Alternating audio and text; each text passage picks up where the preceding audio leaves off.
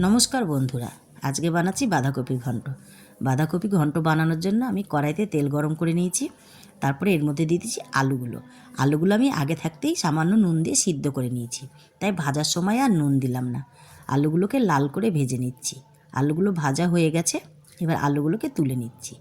এরপর কড়াইতে আর একটু তেল দিয়ে তেলটা গরম হলে এর মধ্যে দিয়ে দিচ্ছি শুকনো লঙ্কা, তেজপাতা আর পাঁচফোড়ন।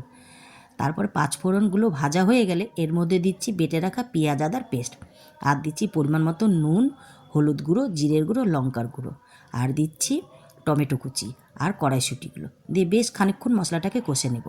মশলাটা থেকে যখন তেল ছেড়ে আসবে তখন দিয়ে দিতে হবে বাঁধাকপিটা, আর আমি এখানে বাঁধাকপিটাকে ভাপিয়ে নিয়েছি।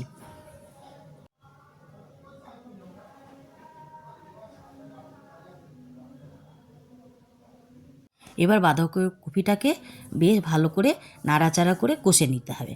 বাঁধাকপি যত কষা হয় খেতে তত ভালো হয়, আর বাঁধাকপিটাকে একবারে শুকনো করে রান্না করলে বাঁধাকপির টেস্ট একটু বেশিই হয়। এবার বাঁধাকপিটাকে আমি বেশ খানিকক্ষণ নাড়াচাড়া করে কষে নেব, আর এর মধ্যে দিয়ে দিচ্ছি ভাজা আলুগুলো যেহেতু সিদ্ধ করাই আছে, তাই বাঁধাকপিতে আলাদাভাবে জল দিয়ে সিদ্ধ করলাম না। এবার এটাকে ভালো করে কষে নেব, আর এর মধ্যে দিয়ে দিচ্ছি স্বাদ অনুযায়ী চিনি দিয়ে বাঁধাকপিটাকে আবার ভালো করে কষে নিচ্ছি। বাঁধাকপিটা প্রায় কষা হয়ে গেছে, তখন দিচ্ছি এর মধ্যে ঘি আর গরম মশলা দিয়ে আবার বেশ খানিকক্ষণ ভালো করে নাড়াচাড়া করে কপিটাকে কষে নেব।